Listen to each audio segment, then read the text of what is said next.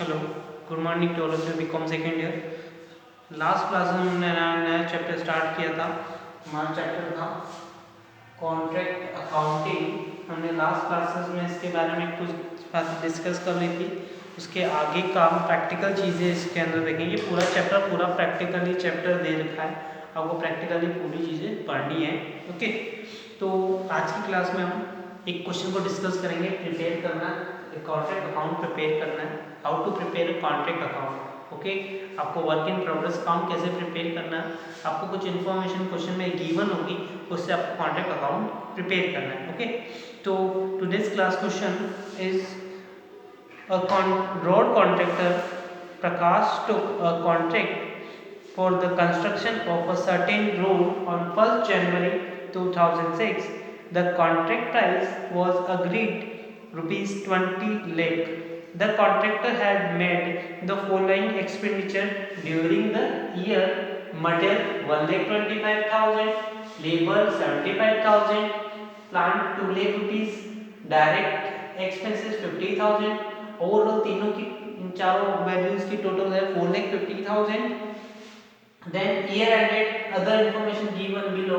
Plant at site closing जो दे रखा है, plant 1,50,000 rupees, material at site 25,000, material return to store otherwise जो भी है 10,000 rupees, work certified 7,50,000, cash received 7 lakh, work uncertified 40,000।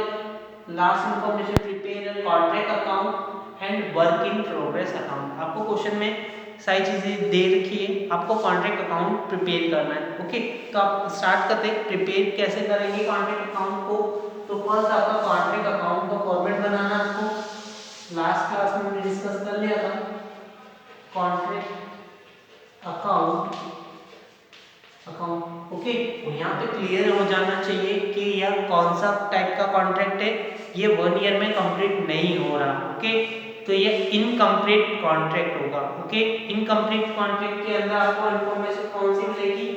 Work certified, cash receive and work uncertified दे रखा है, क्या होगा? अनकम्प्लीट कॉन्ट्रैक्ट होगा।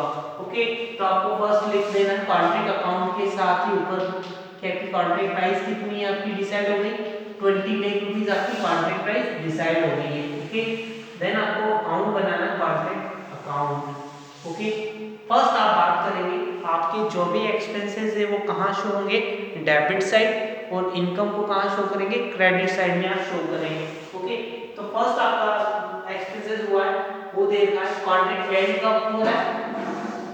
स्टार्ट होता है 1 जनवरी से और एंड होता है 31 दिसंबर को, है ना? तो ये एंडिंग की डेट आपको दे रखी है। ओके, याद रखें अप्रैल से 31 मार्च को नहीं हो रहा ये क्वेश्चन। ओके, तो फर्स्ट आपका चाहिए डायरेक्ट मटेरियल आपने यूज किया to direct material equal to 1,25,000 debit. Okay, next आपको देखना है, नेक्स्ट आपको इंफॉर्मेशन में दे रखी है डायरेक्ट लेबर या labour equal to 75,000 to plant आपने परचेज किया, प्लांट परचेज किया, काफी खर्चा है उसको आप लिख दें 2 लाख। टू डायरेक्ट एक्सपेंसेस आपको दे रखे 50,000 रुपीज के। ओके, टोटल ओवरऑल जो भी एक्सपेंसेस आपको यहाँ पे दे दिए गए। देन आपको बोला गया year ended other information given below. First material plant एक साइड दे रखा, तो प्लांट का क्लोजिंग वैल्यू दे रखी, तो आप लिख दें प्लांट क्लोजिंग वैल्यू। प्लांट एक साइड आपको दे रखा है, वो अमाउंट दे रखा है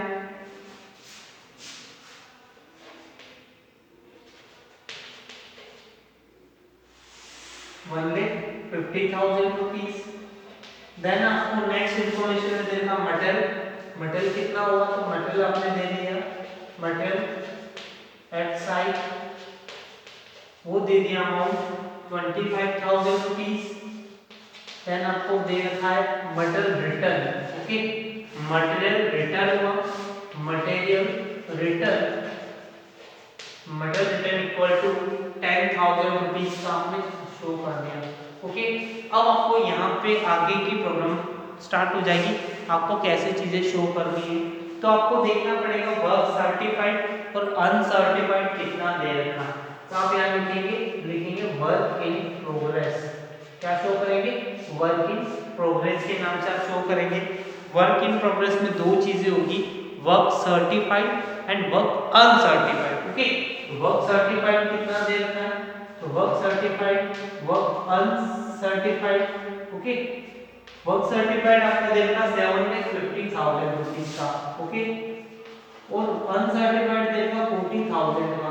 इट मींस कितना हो गया कॉन्ट्रैक्टर के अकॉर्डिंग 7,90,000 का वर्क हो गया। आपको इसके अकॉर्डिंग, कॉन्ट्रैक्टर के अकॉर्डिंग कितना वर्क हो गया?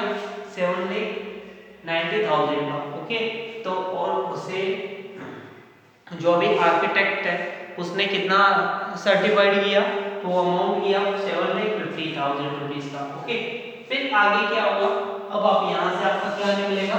Notional profit. Notional profit. Okay, notional profit आपको लिखना है। नॉशनल प्रॉफिट कैसे आएगा? तो बैलेंसिंग फिगर होगा। आप यहां से टोटल कर देंगे दोनों साइड से, डेबिट एंड क्रेडिट साइड की आप टोटल कर देंगे, तो आपकी वैल्यू हो जाएगी 10,8 लाख एंड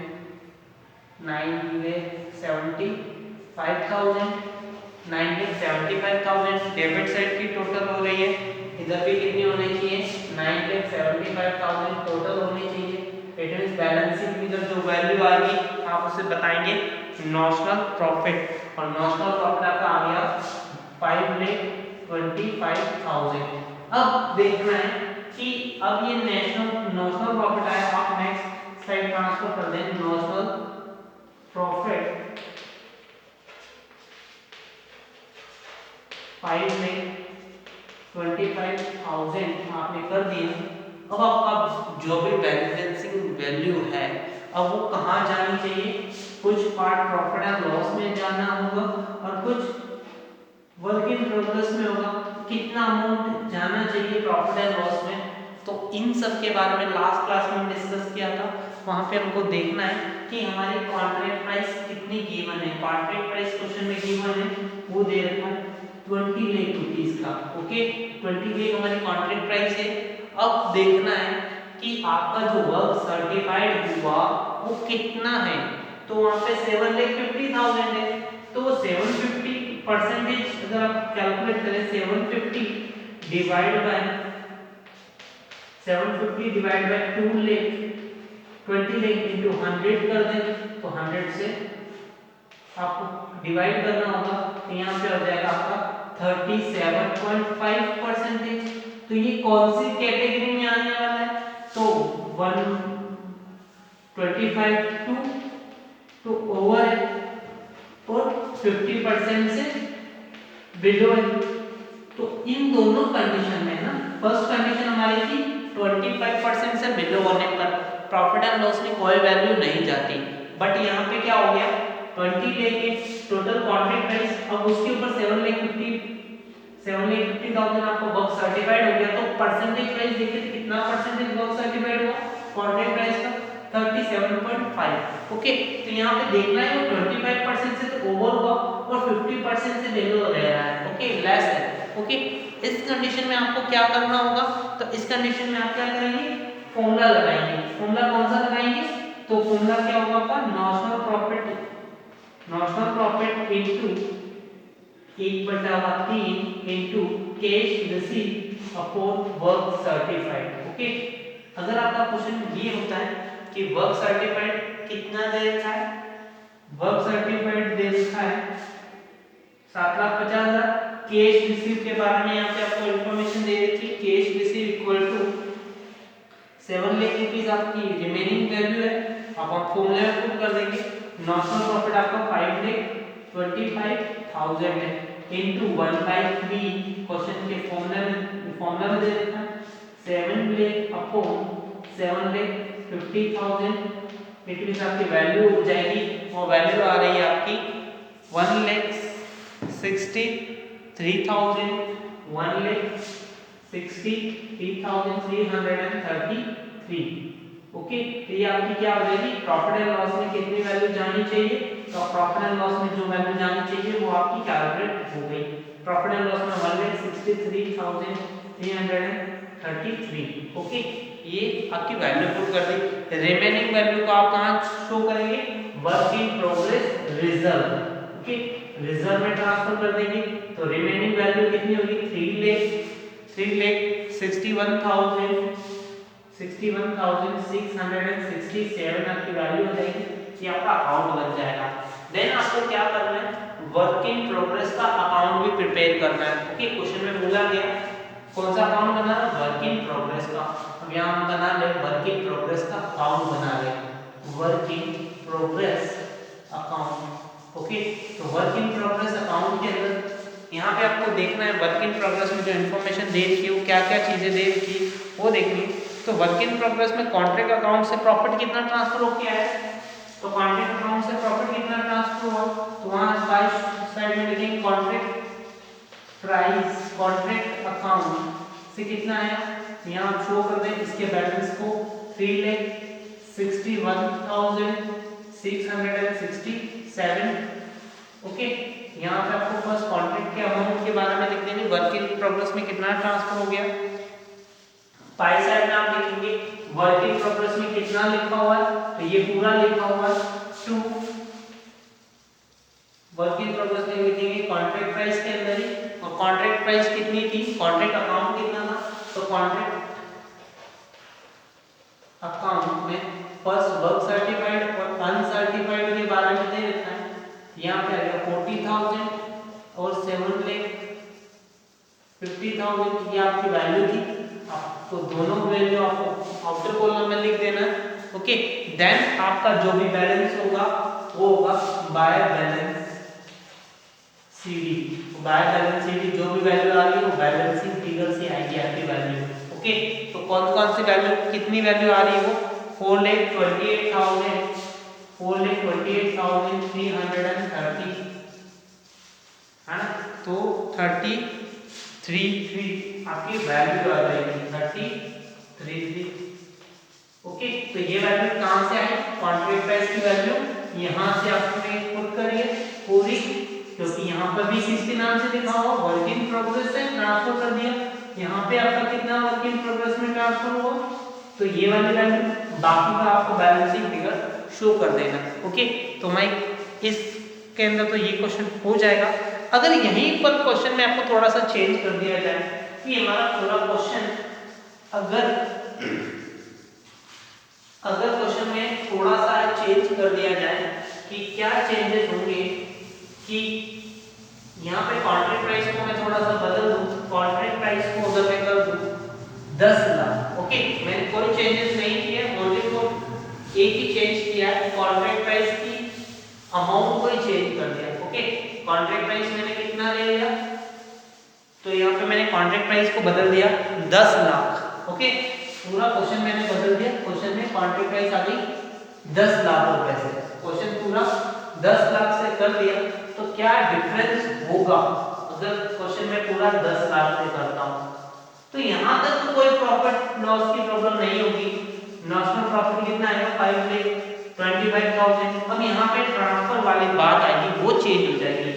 देखें यहाँ तक कोई प्रॉब्लम नहीं होगी, क्योंकि कॉन्ट्रैक्ट प्राइस आपका कितना हो गया, कॉन्ट्रैक्ट प्राइस हो गई 10 लाख। अब यहाँ पे देखना होगा आपको कि क्वेश्चन में जो कॉन्ट्रैक्ट प्राइस है उसका वर्क सर्टिफाइड कितना हुआ, तो वर्क सर्टिफाइड होगा 7,50,000 वर्क सर्टिफाइड हुआ ओके। और कॉन्ट्रैक्ट प्राइस कितनी दे दी, 10 लाख रुपीस ओके, इनटू 100 कर दे, परसेंटेज कितना हो गया 75% हो गया ओके, 75%। अब यहाँ पे प्रॉब्लम क्या होगी कि कौन सा रूल अप्लीकेबल होगा। अब यहाँ पे देखिए वो क्या है, 50% से ओवर है, ओवर है बट कंप्लीट नहीं है, complete but not complete. Okay, यहाँ पे 50% से तो ओवर हो गया बट कंप्लीट नहीं हुआ, तब आप जाके क्या करेंगे उसके बारे में बात करेंगे यहाँ।